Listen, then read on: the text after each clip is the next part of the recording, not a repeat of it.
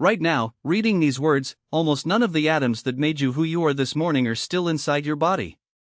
This is a video about time, and what happens when enough of it passes that you become someone else entirely, except you don't notice, and neither does anyone around you.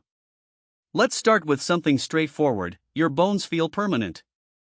They feel like the architecture of who you are. But bone is not the quiet, unchanging thing we imagine. Every single day, your body tears down old bone and rebuilds it. The process is called remodeling, and it's relentless. Within 7 to 10 years, virtually every bone in your skeleton has been replaced. That skeleton you had in elementary school? It's gone. Completely gone. Not a single calcium molecule from it remains inside you. Now scale that up. Your skeleton is just one system. Your skin regenerates roughly every 2 to 4 weeks, which is why you shed about 30,000 dead skin cells every single minute. Every minute. That's why dust exists. Some of that dust in your room, right now, used to be you. A year from now, your skin will be almost entirely new. A child's entire outer layer of self, replaced. Your red blood cells last about 4 months. Your white blood cells? Some live only days. Others live years. But on average, your entire blood supply, the river of you that flows through your veins, turns over roughly every 120 days.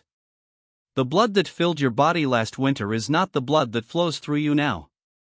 And that new blood came from somewhere, materials your body had to consume, break down, rebuild, and integrate. This is where it gets vertiginous. Your gut lining replaces itself every 3 to 5 days. Your liver, every 350 days. Your heart, every day, the individual cells die and are replaced while the organ keeps beating. There is no continuity there. Only the rhythm. By the time you turn 10 years old, your body has replaced somewhere between 70 and 90% of the atoms it was made from at birth. By 30, almost all of it is different. By 40, it's almost certain that not a single atom from your childhood remains. You are not made of the same material anymore.